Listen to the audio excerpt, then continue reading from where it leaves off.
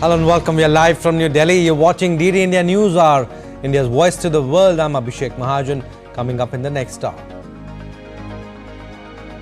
Suspected Israeli warplanes bomb Iran's embassy in Damascus, Syria. White House says President Joe Biden is aware of reports of Israeli airstrikes. So, look, I'm aware of the reports. Our team is looking into it.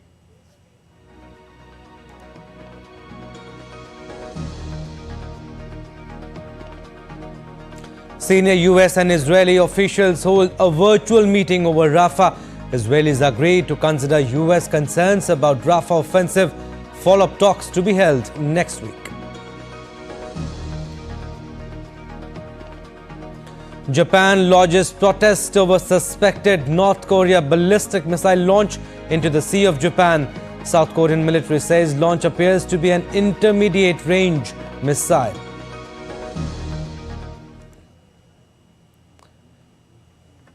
We strongly disapprove of this act because it has implications to not just for the security of our nation but of the region and the international community. Election campaign heats up for India's upcoming parliamentary election. Prime Minister Narendra Modi to address rallies in Indian states of Uttarakhand and Rajasthan.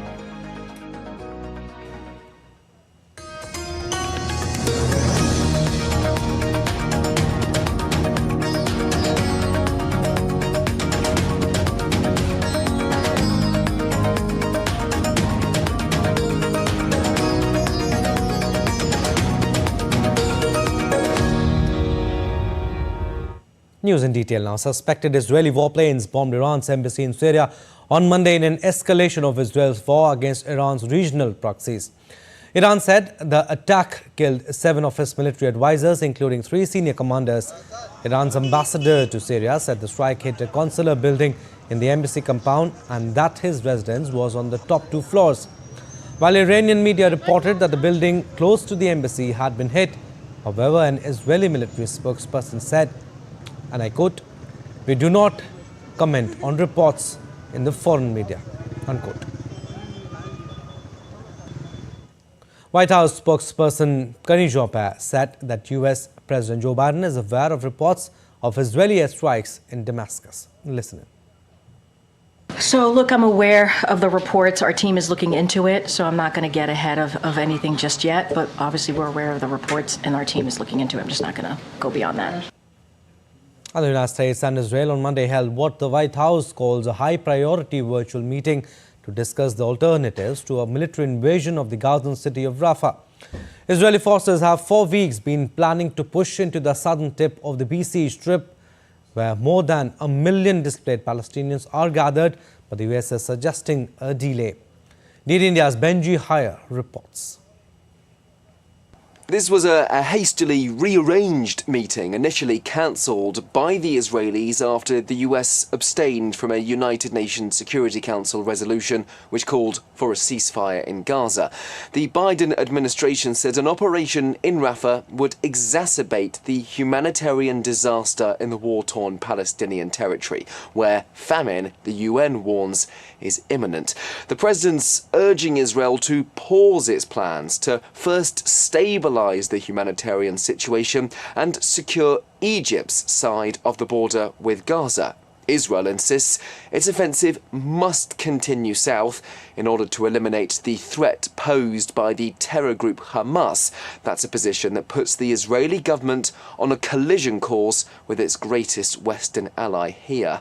Despite its fears over a Rafah incursion and the growing death toll in Gaza, the White House last week authorized the transfer of billions of dollars in bombs and fighter jets to Israel. A second meeting with the US, this time in person, is scheduled to take place as soon as next week. Benji Haya in Washington, reporting for DD India. Further, a joint statement was issued after the virtual meeting, according to which the Israeli officials agreed on Monday to take US concerns about a planned offensive in Rafah into account and deliberating on alternative ways to root out Hamas from southern Gaza. The US officials concerned about a deepening humanitarian crisis in Gaza have urged Israel to take a more targeted approach to attacking Hamas without launching a major ground offensive. The joint statement said the two sides had a constructive engagement on Rafah and agreed they shared the objective of seeing Hamas defeated there. And France on Monday proposed a draft United Nations Security Council resolution that seeks options for possible UN monitoring of a ceasefire in the Gaza Strip and proposals to help the Palestinian Authority assume the responsibilities. The text would need at least 9 votes in favor and no vetoes by the 4 other permanent members, the United States, Britain, Russia and China. The draft resolution also called for an immediate ceasefire between Israel and Hamas in Gaza and demands the immediate and unconditional release of all hostages still held in Gaza by Hamas and others.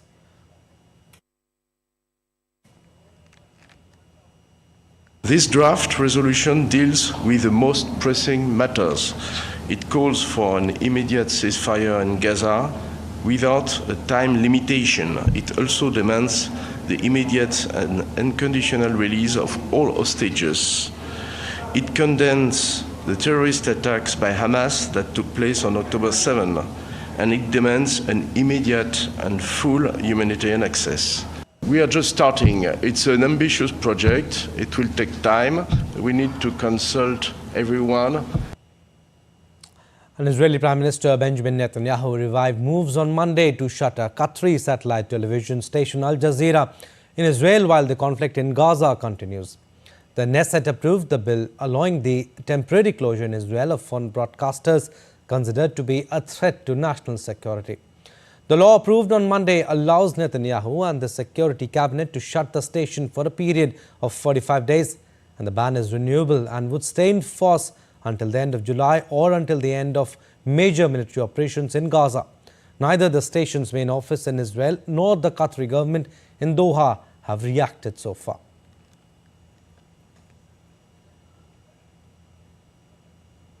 Now, Russia and Ukraine claim to have downed each other's drones over the Black Sea on Monday. Russia's defense ministry said its air defense units intercepted 6 Ukrainian drones attempting to carry out a terrorist attack.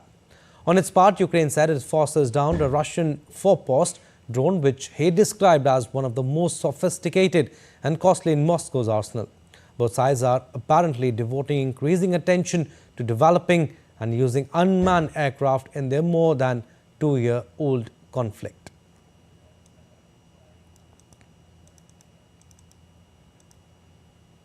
Meanwhile, amidst daily reports of Russia targeting Ukrainian energy infrastructure, the head of Ukraine's national grid company has asserted that even though there is significant damage, but a total collapse is unlikely.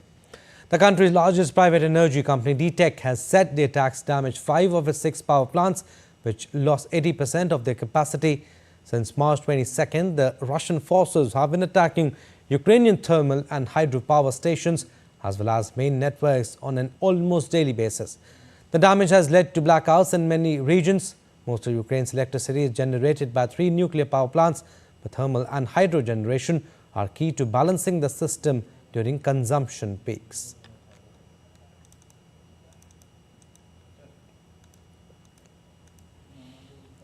Moscow's court has put the 10th suspect in the March 22nd deadly concert hall attack into custody until May 22nd pending trial.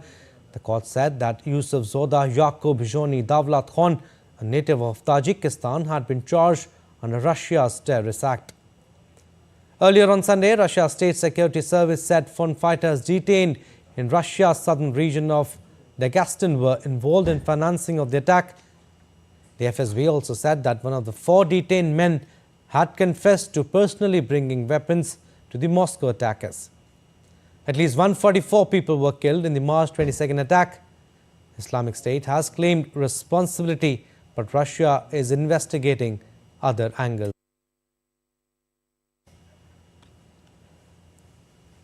Now, the French government has raised its terror alert warning to its highest level following the shootings on Moscow concert hall. The decision was taken in light of the Islamic State's claiming responsibility for the Moscow attack and the threats weighing on our country, unquote. The alert allows for exceptional security measures such as stepped-up patrols by armed forces in public places like train stations, airports and religious sites. The development comes months before Paris hosts the Olympic Games.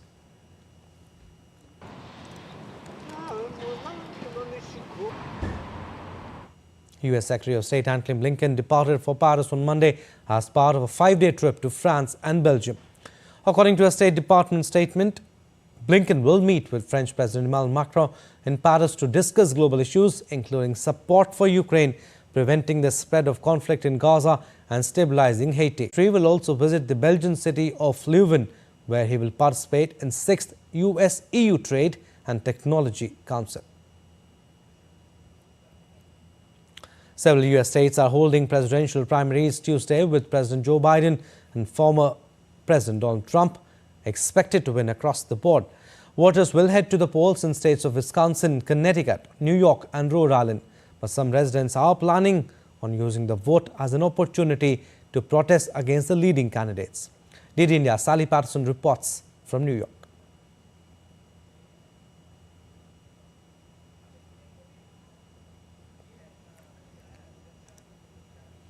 All right. In fact, Benji Hire reports from New York. This was a hastily rearranged meeting, initially cancelled by the Israelis after the US abstained from a United Nations Security Council resolution which called for a ceasefire in Gaza. All right, apologies for this. We'll come back to this story, but we'll slip into a very short break. Still to come on this edition of DD India News Hour. South Korea's Yoon urges doctors to end impasse, says government is open to talks with doctors.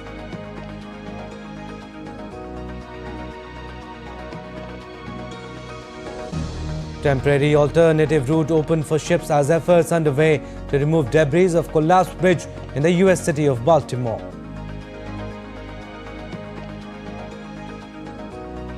And 5 people found dead in Haitian capital after reports of heavy gunfire in the streets approaching the National Palace.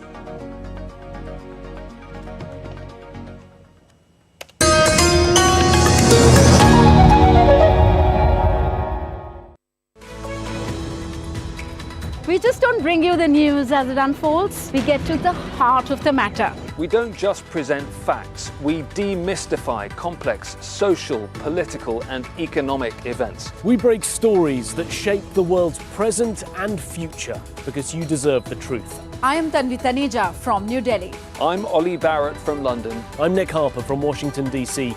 Join us on DD India Global Monday to Friday at these times.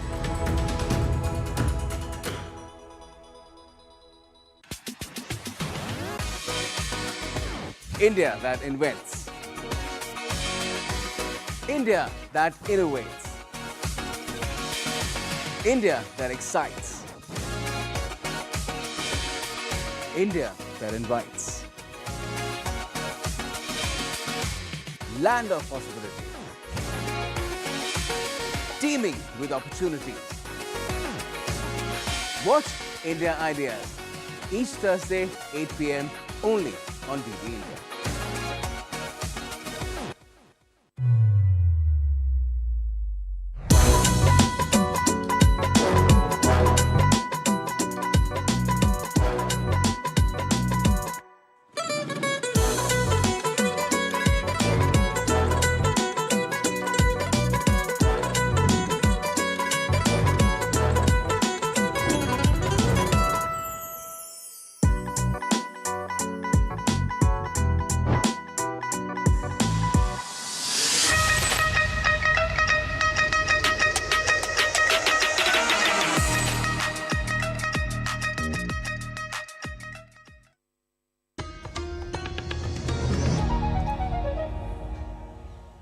Welcome back. You're watching DD India News Hour. I'm Abhishek Mahajan. Some more stories. North Korea fired a ballistic missile off the east coast in a move that sparked immediate condemnation from the Prime Minister of Japan. South Korea's Joint Chiefs of Staff said that it detected the launch of what appeared to be a ballistic missile of an intermediate range class from the area of the North Korean capital Pyongyang. Japan's Coast Guard said the apparent missile had already fallen into the sea. Amid concerns, Russia and North Korea are developing closer military links. The United States and its major Asian allies, South Korea and Japan, are expanding security cooperation. The United States government is arranging a summit between President Joe Biden and his Japanese and South Korean counterparts in July on the sidelines of a NATO summit in Washington. This is the third test of ballistic missiles from Kim Jong-un's regime this year. And on March 18th, North Korea fired at least 6 short-range ballistic missiles as the leader oversaw a test of multiple rocket launcher systems. Now, South Korea on Tuesday imposed sanctions on 2 Russian individuals and their companies linked to North Korea's nuclear and missile programs. The ministry said the country will also slap sanctions on 2 Russian vessels involved in shipping containers of military supplies between Moscow and Pyongyang. According to the ministry, companies were involved in illegally assisting North Korean workers' entry and stay in Russia. The sanctions will take effect Wednesday. And Japan has lodged protest over suspected North Korean ballistic missile launch into the Sea of Japan.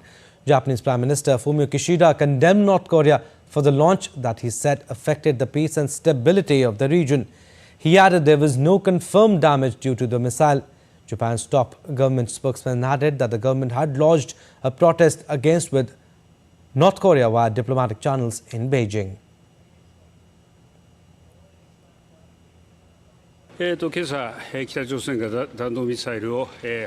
This morning, North Korea launched a ballistic missile. I gave instruction to confirm the safety of public and to share information with public. At the moment, there is no confirmed damage. We strongly disapprove of this act because it has implication to not just the security of our nation, but of the region and the international community. All right, let's go across to Tokyo now. DD India's Chris Gilbert is joining us live to give us more details on this.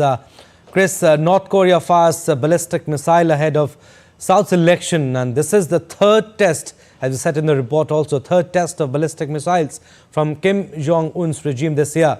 And in fact, this move has sparked immediate condemnation from Fumio Kishida.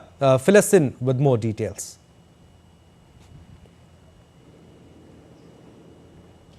Well, it always sparks immediate condemnation from Fumio Kishida. Is a pretty stock standard response from Japan.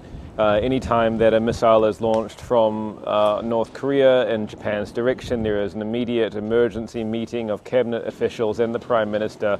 They usually log a protest through the embassy in Beijing, which they have also done on this occasion, and strongly condemned the launch, which again they have done on this occasion. The quote from the Defense Minister Kihara is also, a fairly typical statement for these occasions, saying that North Korea's series of actions, including its repeated launches of ballistic missiles, threaten the peace and stability of Japan and the region, and violate UN Security Council resolutions. Of course, you mentioned sanctions. The UN Security Council has been unable to put more sanctions on North Korea due to China and Russia vetoing them at the Security Council level for the last couple of years. They are saying that they are doing so because the United States and its allies, such as Japan, have not held up their end of the bargain to balance sanctions with humanitarian assistance for the people of North Korea. But another month, another missile launch, and another condemnation from Tokyo. Chris, also North Korea, they don't share good relations with Japan. North Korea recently said it had no interest in a summit with Japan and would reject any talks, potentially worsening already hostile relations between the two countries.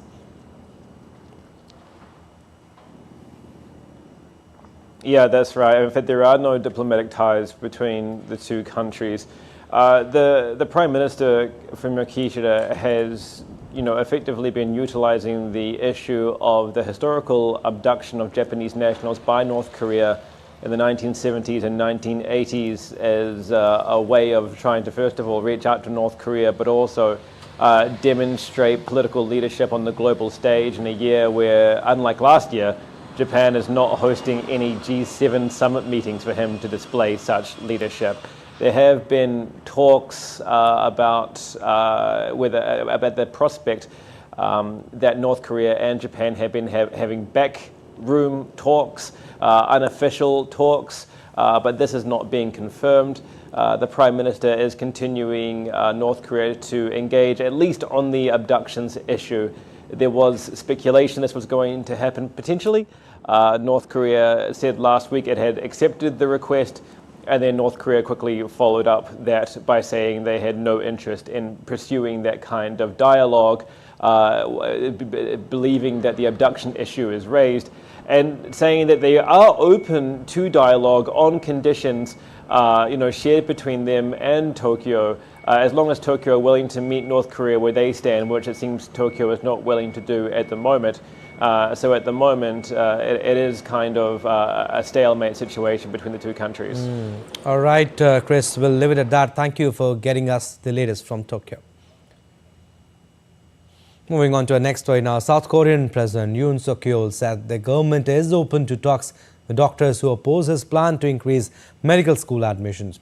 Yoon signaled his willingness for the first time to seek a compromise on his medical reform proposals after the government called for dialogue with striking doctors. Listen in. 더 타당하고 합리적인 방안을 가져온다면 If doctors come up with a more proper and reasonable solution, we can discuss it as much as they want. Government policy is always open. If they present better opinions and rational grounds, government policy can change for the better.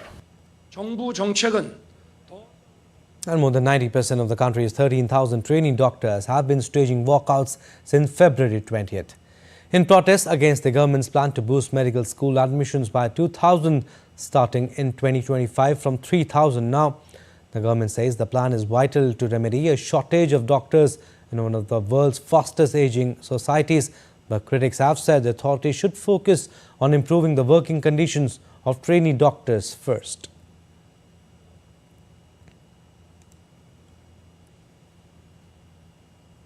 Now, U.S. authorities working on the Baltimore bridge collapse have opened the fire of first of two small temporary channels to let ships access the site of the incident. These channels will initially only be open to vessels involved in the Francis Scott Key Bridge cleanup operation and will not be big enough to allow cargo and container ships to pass through. This effort marks the first step in the reopening the port of Baltimore following the collapse of the bridge early that killed 6 road workers. The Biden administration released $60 million in initial emergency aid on Thursday to assist in cleaning up the bridge debris and reopening the port. And in the Haitian capital Port-au-Prince, 5 people were found dead on Monday after reports of heavy gunfire in streets approaching the National Palace. Gunmen seized an armored vehicle from palace guards in the center of the city. A large industrial park had been set on fire 3 days before. The new U.S. ambassador to Haiti, Dennis Hankins, arrived in the country on Monday as the United States and other nations continue evacuating their citizens and bolstering their borders against migrants. Haiti has been facing a worsening conflict with alliances of gangs vying for control of parts of the capital and attacks on the airport and main port, blocking access to key goods. Now, Mexico evacuated 34 nationals who wanted to leave Haiti as gang violence spread in the country. The helicopter moved the evacuees, which included 7 miners, to a ship from the Navy that brought the nationals back to Mexico. The Mexican government said in a statement the special operation was deployed because Haiti's Toussaint Louverture International Airport has been illegally controlled by armed groups. Foreign departures from Haiti have picked up recently as the country's political future hangs in limbo, with armed gangs expanding their control over the capital and further afield.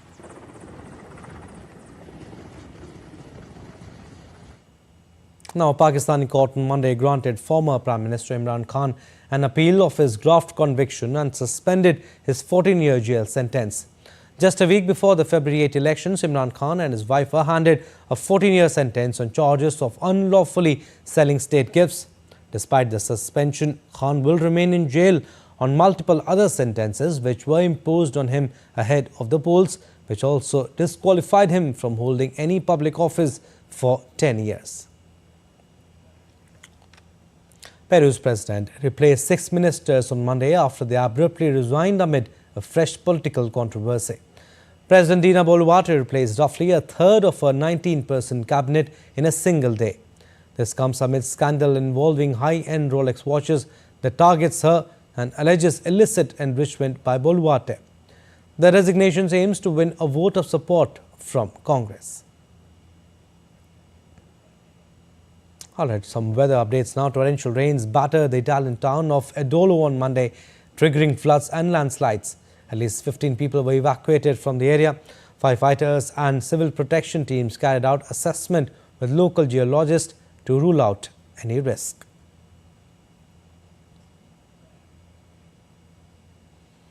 Five people were killed in southern Poland due to strong winds on Monday. Trees fell as wind reached a speed of 155 kilometers an hour. Firefighters intervened 140 times to remove trees blocking roads and help owners of houses with destroyed roofs. In a case of extreme weather, the winds followed days of unusually high temperatures in the region. Now let's take a look at other stories making news around the world. 3 flights carrying 368 deported migrants arrived in Guatemala City from the US on Monday. The migrants were picked up at the US-Mexico border trying to reach the United States. According to official data from Guatemala, the US has sent more than 19,000 immigrants back in 2024. The United States and Britain on Monday announced a new partnership on the science of artificial intelligence safety.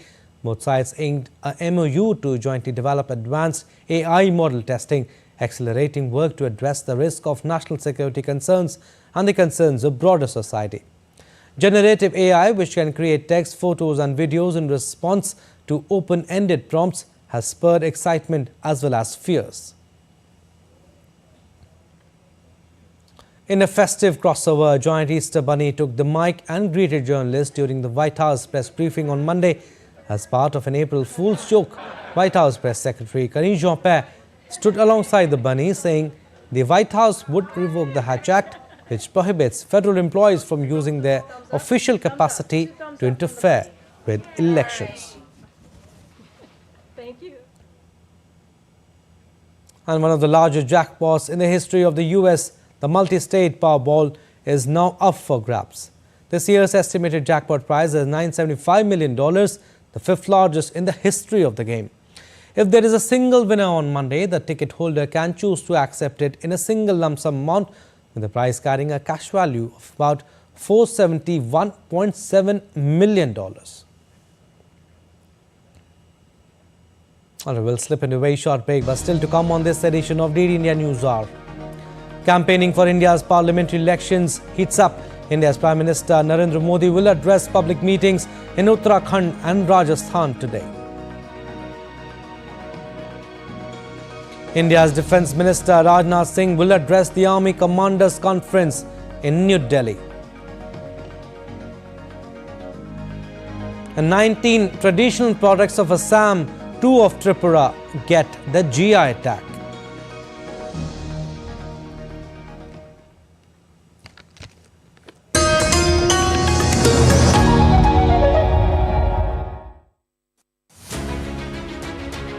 As the cycle of accountability returns, the time has come when the biggest democracy chooses to write another chapter in its glorious history. Development, justice, regionalism, a big political canvas. Everything will be put to test in this mega battle for glory. DD India dissects what makes elections 2024 the battle royale in Indian politics.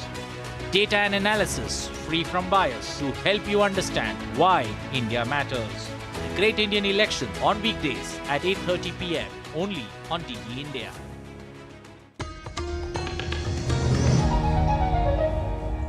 Welcome back. You're watching DD India News Hour. I'm Abhishek Mahajan. Recap of what we have done so far. Suspected Israeli warplanes bomb Iran's embassy in Damascus, Syria. White House says President Joe Biden is aware of reports of Israeli airstrikes. Senior US and Israel officials hold a virtual meeting over Rafah. Israelis agree to consider US concerns about Rafah offensive. Follow-up talks to be held next week. Japan lodges protest over suspected North Korea ballistic missile launch into the Sea of Japan. South Korean military says launch appears to be an intermediate range missile. Elections campaign heats up for India's upcoming parliamentary election. Prime Minister Narendra Modi to address rallies in Indian states of Uttarakhand and Rajasthan. Now let's get to the latest on the world's largest democratic elections in India.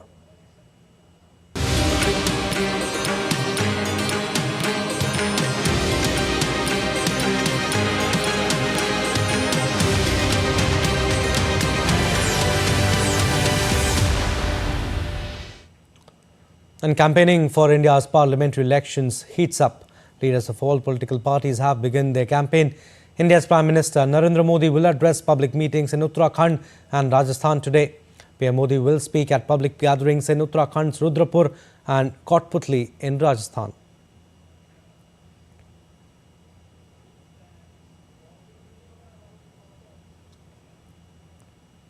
And India's Home Minister and BJP senior leader Amit Shah will launch a grand star campaign of the party in Karnataka on Tuesday.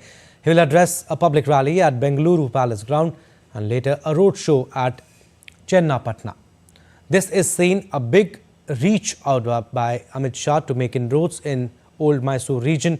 The BJP has entered into an alliance with JDS and hopes to cash on the Vokkaliga community dominated Mysore regions where the JDS have had its dominance a few years ago.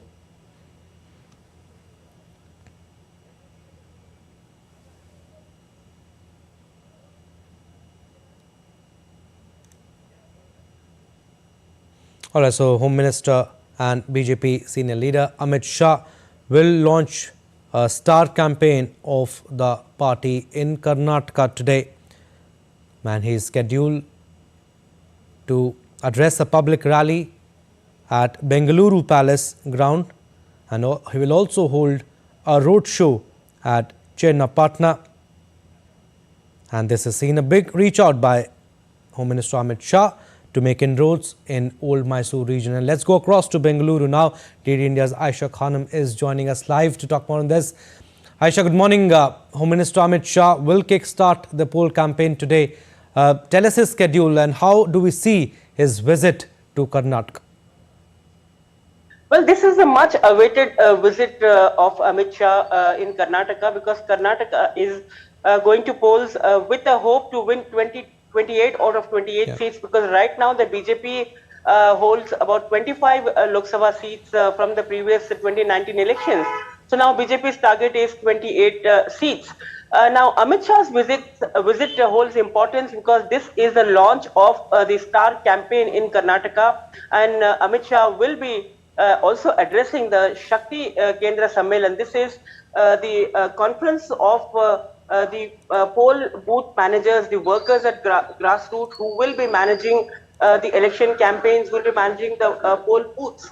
So this is an important meeting as far as BJP is concerned, because in Karnataka, over some seats, there is some disgruntlement over a distribution of tickets and denial of tickets. So over 10 seats, some of the workers are not, happy with the kind of ticket distribution that has happened. So at the moment, Amit Shah will try to firefight this situation in Karnataka and also, cement the differences between the workers in BJP, not only in BJP but also in the alliance. JDS and BJP is in alliance in Karnataka. So Amit Shah will address the grassroots workers to see to that these workers, these grassroots level, the JDS workers and BJP workers work together to meet the vision set by the Prime Minister Narendra Modi. So this is a very important meeting as far as the BJP is set to motivate the workers at the ground level. And on the other hand, the roadshow by Amit Shah is very crucial, because he will be, going on a roadshow in areas which is part of the conspiracy of Bangalore Rural. Now remember, Bangalore Rural will see a tough fight here, because this is the seat from where DK brothers will flex their muscles, because it is here DK Suresh, DK Shiv Kumar's brother, is contesting from Congress, and he is pitted against Dr. C.N. Manjunath, a renowned cardiologist who is a political novice, but he is taking on a big, a political power, a big muscle power in politics. Yeah. So Dr. C. Manjunath is the son-in-law of Devegowda, who the JDS Supremo, and Amit Shah will campaign for him in Chennapatna in a roadshow. And this roadshow is going to be very grand. Chennapatna is place, is a district which is known for wooden toys, which is famous across the world for wooden toys. There are lakhs of skilled workers, laborers here in this region.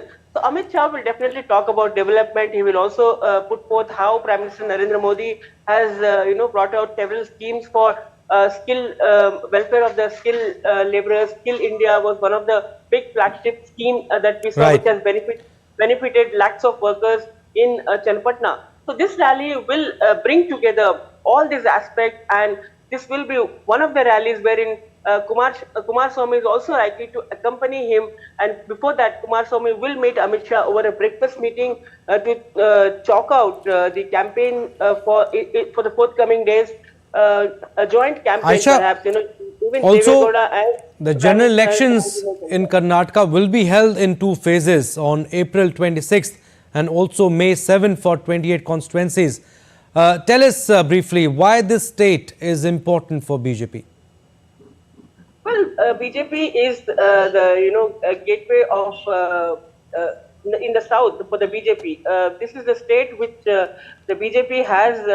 BJP considers is as its strong fort, because BJP had formed government in Karnataka thrice, and this is a state in southern India, across southern India. If you will look at Kerala, Tamil Nadu, Andhra Pradesh, and Pondicherry, Karnataka is a state where BJP has its presence, and also in a lighter vein, if I have to say, the BJP is not very worried about Karnataka. The BJP is putting all its force in Tamil Nadu, Andhra Pradesh and Kerala, because there they have to improve their tally. Here the BJP's tally, as I said, in 2019 election was 25 seats out of 28 seats. So BJP is in a much stronger position in Karnataka. So BJP will have to keep that hold in this state if they have to manage the neighboring states as well.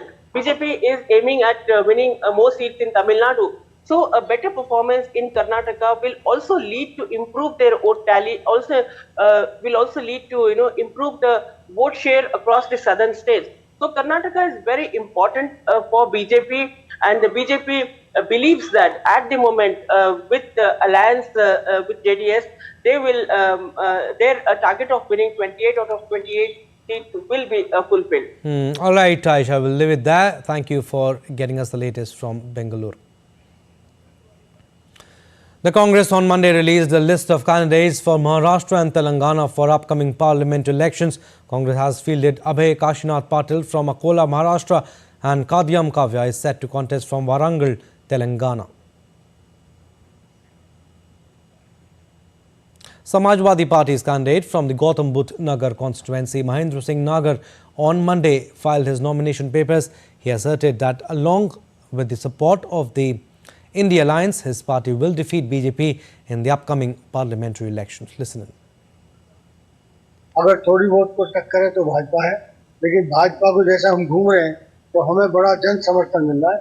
हम आने वाले 4 तारीख को जो result आएंगे आपको पता चलेगा कि जो सपा और पीडीए गठबंधन, इंडिया गठबंधन का जो कैंडिडेट है उससे काफी मार्जिन से जीत. And the incredible Indian election journey is just getting started.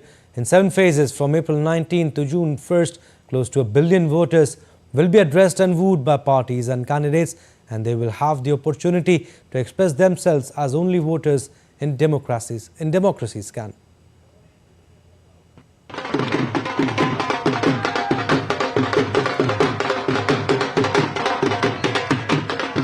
"2024 is not just an election year. It's perhaps the election year for the globe. The Indian summer is going to make the political parties, candidates and supporters sweat to gain the people's attention as India decides in 2024. The carnival of the world's largest democracy is set to reach its peak in the next few weeks across all pockets of India as the country goes for the general elections. It's a carnival in every sense of the word, in terms of spectacle of colors, hurly-burly, noise and exuberance. The festival is observed by all Indian adults who are 18 years and above. The organizer of the major elections across the country is the Election Commission of India, or the ECI. The Election Commission is an autonomous body set up under the provisions of the Indian Constitution. It's responsible for administering the national and state election processes in India. So let us take a look at how grand is the 2024 general elections of India.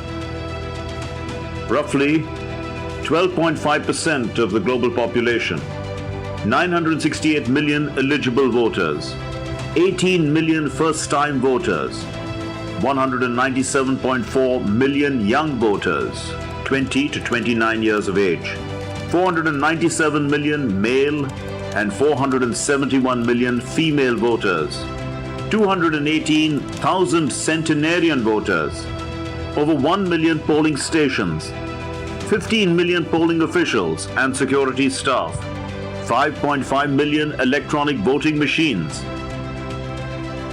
The elections will span over a period of 3 months starting in April and ending in June, scattered over 7 phases for the 543 parliamentary constituencies. The election pits two-term Prime Minister Narendra Modi and his regional allies against a scattered alliance of about 24 opposition parties. The Festival of Democracy has not just enthused political leaders, but also the common electorate, with the flavors of elections spilling over to the lives of the common Indians. The scale and grandeur of this election can be comprehended from the fact that the number of voters in the upcoming elections will be more than the populations of the US, European Union and Russia combined. The successful conduct and completion of the election is likely to become a textbook example for many younger democracies of the global south. Moving on, Army Commanders Conference is currently underway in New Delhi. The apex leadership of the Army is deliberating upon the emerging threat scenario, operational challenges, reforms and plans for modernization. Defence Minister Rajnath Singh will be addressing the conference on Tuesday. One of the key items on the agenda are cyber security, integration with other services and futuristic warfare technologies. Welfare of ex-servicemen, administrative and reforms also figure. The Army Commanders Conference, the first for the year 2024, was held in virtual mode on March 28 and thereafter the 2-day physical mode begins on Monday. And in a significant boost to its defence capabilities, Guyana recently received 2 Dornier 228 planes from India's Hindustan Aeronautics Limited. Informing about the same, Guyanese President Dr. Irfan Ali said, and I quote him, "The planes arrived at Cheddi Jagan International Airport last evening aboard 2 Boeing C-17 Globemaster military transport planes. Indian Air Force team in Guyana delivered the aircrafts as part of India's line of credit agreement signed on March 15th. The Dornier 228 aircraft is well known for its versatility and reliability, making it an ideal choice for a wide range of military and civilian applications."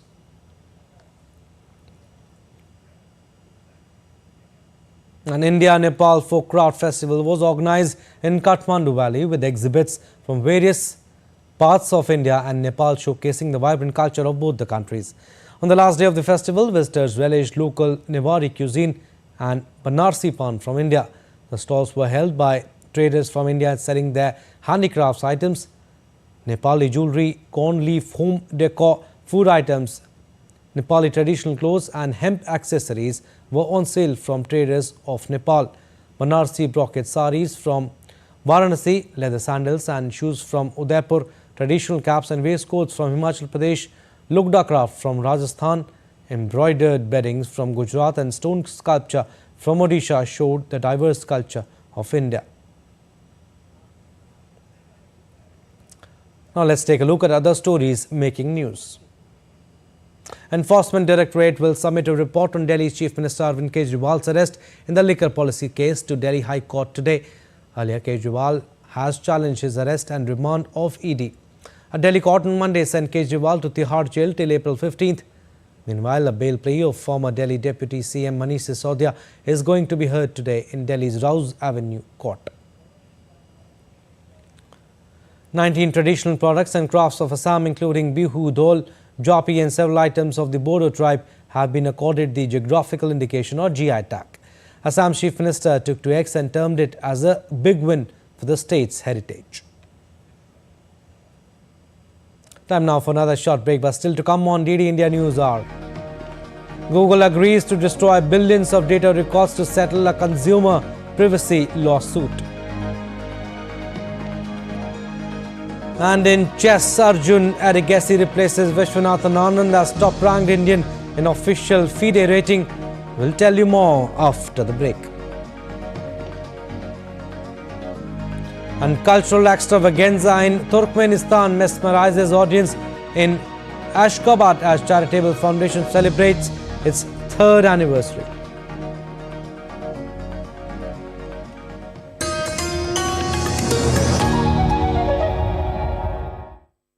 In a world that never stops, where information shapes our reality, one app stands out, helps you stay ahead of time.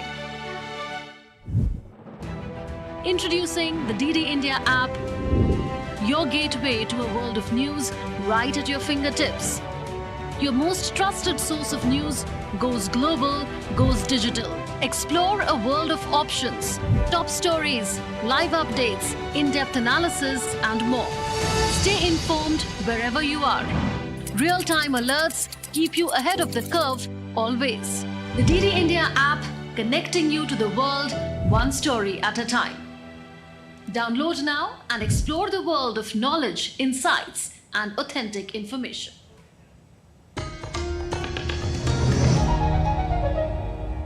Welcome back. You're watching DD India News Hour. I'm Abhishek Mahajan. Business stories now. US stocks mostly dipped on Monday, with traders weighing fresh US inflation data amid fears the market rally could slow down. The S&P 500 lost 0.21%, while the Nasdaq Composite gained 0.09%. The Dow Jones Industrial Average fell 0.64%. Investors remain cautious about the pace of the Federal Reserve's rate-cutting timeline this year and how soon central bankers will be able to meet their 2% inflation target. Federal Reserve Chair Jerome Powell said Friday that economic growth remains strong and inflation is still above target.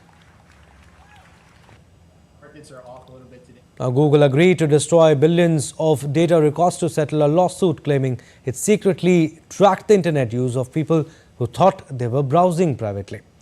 Terms of the settlement were filed in fact on Monday in the Oakland, California federal court and require approval by U.S. District Judge Yon Gonzalez Rogers. Lawyers for the plaintiffs valued the court at more than $5 billion and as high as $7.8 billion. And the investment banking company Citigroup is laying off hundreds of its employees at its New York and Florida-based units. Citigroup said it would be laying off 430 employees across multiple departments in New York due to economic reasons. The bank disclosed in filings with the State Department of Labor on Monday that the layoffs are expected to take place on June 29th. The layoffs will impact 363 employees of the lender's primary banking unit, Citibank. Workers in the technology and the broker-dealer arm will also be affected. Citi has also set a goal to trim its global workforce by 20,000 over the next 2 years. The bank last week ended a sweeping overhaul, its biggest in decades, as part of an effort to simplify its structure and improve the performance. The World Bank approved a loan of $750 million to Colombia to battle climate change. The loan aims to boost development and renewable energy efforts, as well as bolster electric urban transport and multimodal transport. The loan is the bank's second to the South American country focused on climate change after a loan of $1 billion in 2022. Sports now. We'll start with chess. Arjun Adigesi replaced five-time world champion Vishwanathan Anand as the highest-ranked Indian in the official FIDE rating list on Monday. Arjun is currently placed 7th in the world rankings with a live rating of 2758.3. The 20-year-old leapfrogged Anand in the live rating list in March. Arjun became only the second Indian after D. Gukesh to surpass Anand as India's #1 on a published FIDE rating list. He is also the fourth Indian after Anand, Pentala Harikrishna and Gukesh to enter the top 10 in world rankings. All right, IPL now. Rajasthan Royals on Monday secured their third consecutive victory in IPL 2024 by defeating Mumbai Indians by 6 wickets.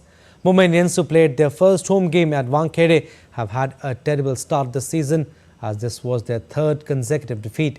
Opening to bowl, RR restricted MI to 125 for 9 and chased down the target comfortably with 27 balls remaining. Riyan Parag scored a half-century for the second consecutive time this season with an unbeaten 54 of 39 deliveries on Monday that anchored RR's successful run chase. Talking about today's game, Royal Challengers Bengaluru will take on Lucknow Super Giants at the Grand Chinnaswamy Stadium in Bengaluru today. RCB is set to play their fourth game of IPL 2024 season. After losing the opening game against defending champion Chennai Super Kings, RCB bounced back with a win in the second game against Punjab Kings by 4 wickets. RCB, however, handed an absolute demoralizing defeat by Kolkata Knight Riders in the third game. Lucknow Super Giants, on the other hand, kicked off their campaign with a loss as they fell short of Rajasthan Royals' total by 20 runs. They put in a spirited performance against Punjab Kings in their first home game to register a 21-run victory. On to Kho-Kho now. India's 56th National Kho-Kho Championship concluded on Monday in New Delhi. Maharashtra won the championship, beating Railways in the men's final. It was a thrilling encounter with both teams ending at 32-32 in regular time.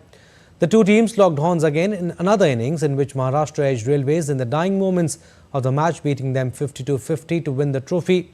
Maharashtra won the women's final too in defeating Airport Authority of India in a thrilling match by 18-16. Maharashtra skipper Sampada Maurya was one of the top players of the title clash. As many as 73 teams took part in the tournament that was played from March 28. This championship gives them an opportunity of having a dream. The level at which this national championship has been held, it compares anything with any international game. And for a person with such a humble background, to be a part of an international endeavor is something which is memorable.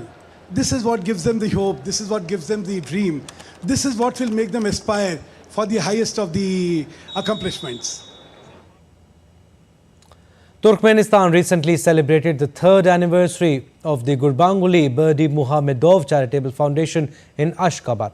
The event was attended by various groups including peoples from the Ashgabat Dovletiya Palace, patients from the Gurbanguly Children's Health and Rehabilitation Center located at Arkadag, and participants in a mathematics Olympiad.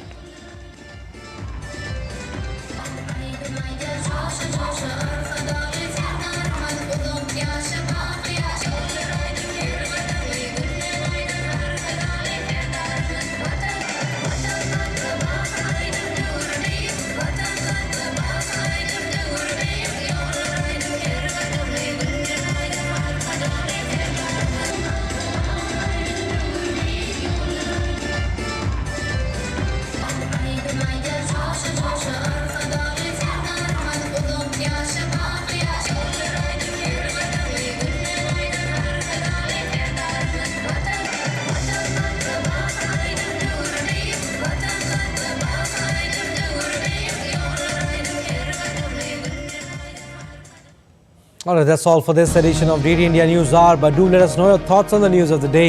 You can connect with us on Facebook, X, formerly Twitter and Instagram. We'll be back with more news as it breaks here on DD India. I'm Abhishek. From all of us here in Delhi, thanks for watching DD India News Hour.